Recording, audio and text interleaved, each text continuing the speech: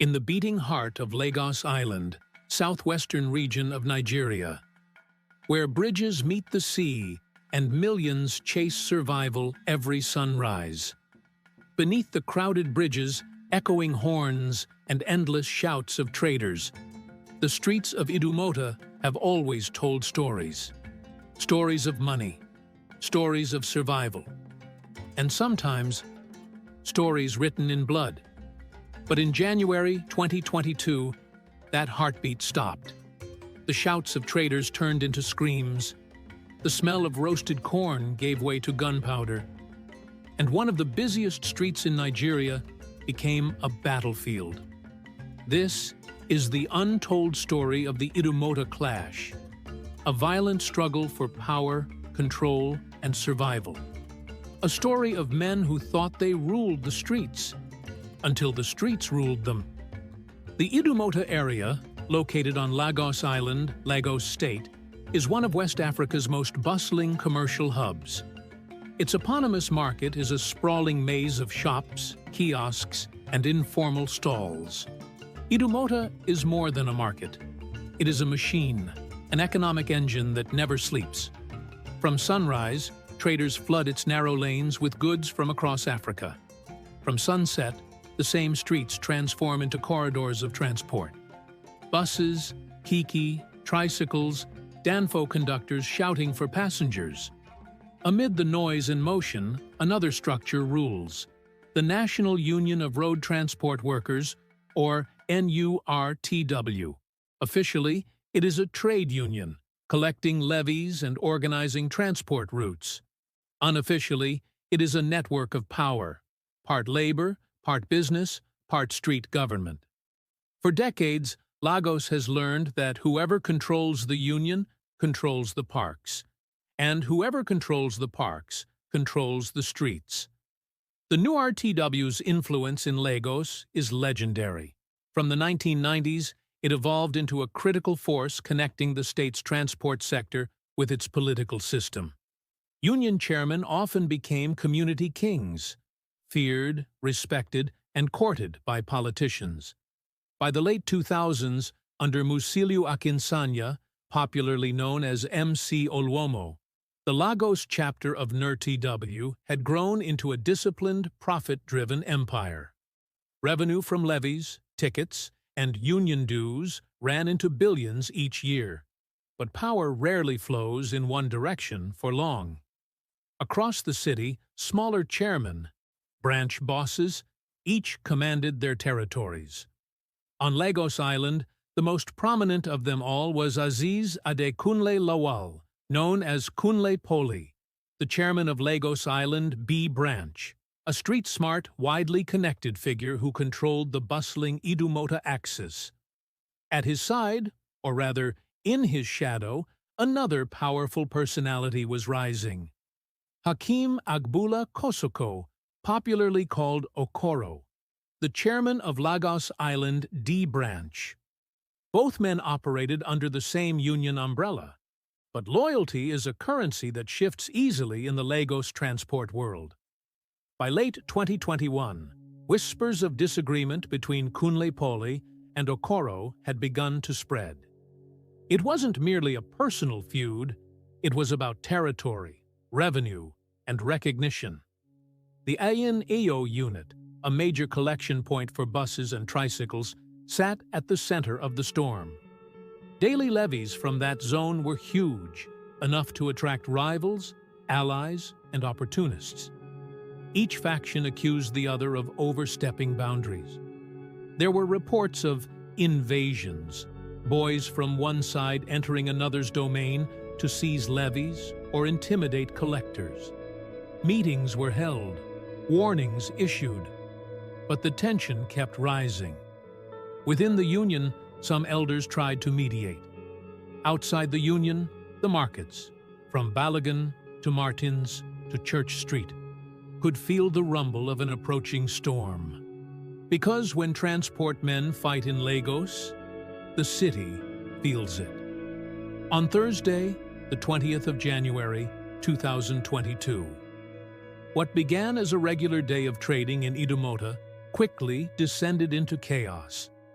By mid-morning, the sound of gunfire echoed between the narrow buildings near Kosoko and Oluwole. Traders screamed and ran for cover. Shop shutters slammed down. Eyewitnesses said the fight started when one faction, reportedly loyal to Okoro, namely Okoro boys, stormed parts of the Ayin Ayo unit, claiming dominance. A scuffle turned violent. Bottles flew. Then, machetes and guns appeared. In minutes, Idumota, usually a sea of movement, became a battlefield.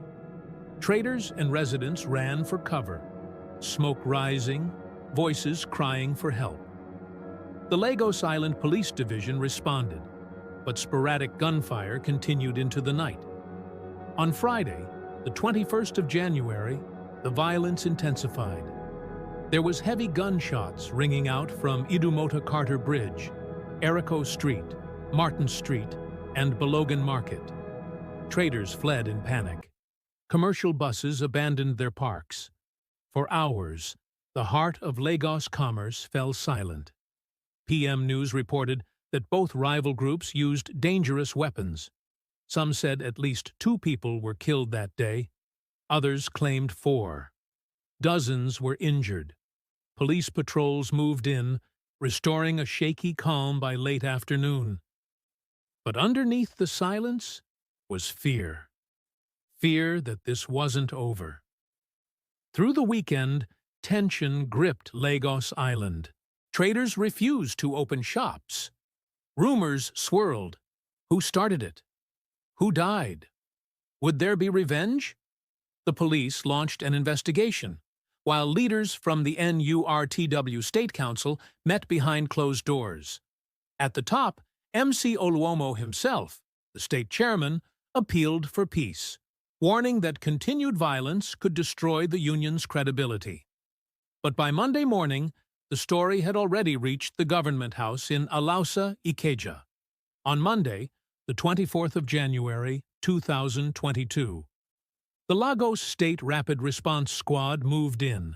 At dawn, officers arrested Kunle Poly and Mustafa Adekunle, popularly called Sego, the 2 key factional leaders, for questioning in connection with the Idumota unrest. They were taken first to the RRS headquarters, then transferred to Zone 2 Police Command, Onikan, for interrogation. The arrests sent a clear message. The era of unrestrained union warfare would not be tolerated. The next day, the Lagos state government took decisive action. It suspended all NURTW activities indefinitely in the Idumota corridor, from Ayin Ayo to Church Street to the Idumota Carter Bridge. In one announcement, years of underground rivalry were brought to a halt, at least temporarily. On Thursday, the 27th of January, news outlets reported that Kunle Poly, Okoro, and one other were arraigned before the Yaba Chief Magistrate's Court. The magistrate ordered that they be remanded at Zone 2, Onikan, for 30 days pending investigation. The image of the longtime Lagos Island chairman being escorted by officers became symbolic, a message that street authority now answered to state authority. By the end of January, the dust had begun to settle. Markets reopened, cautiously, but the presence of police vans and security patrols around Idumota was a daily reminder of what had happened. The NURTW Lagos State Council publicly apologized to the government, promising reforms and internal discipline. Behind the scenes, however, the clash marked a turning point, demonstrating that the state could intervene decisively in union affairs. Some union insiders told local media that this marked the beginning of deeper restructuring within the NURTW, leading to future political realignments that would later reshape the union itself. After investigation, Kunle Poly and Okoro were eventually released on bail, according to court records. What happened in Idumota wasn't just another street fight. It was a window into how power operates in Lagos, a city where transport routes, market stalls, and political influence are all woven into one complex web. The NURTW's structure mirrors Lagos itself, vibrant, competitive, ambitious, and sometimes violent. Each branch chairman commands not just buses and drivers, but loyalty, protection, and revenue. When that balance breaks, the consequences ripple through the entire city.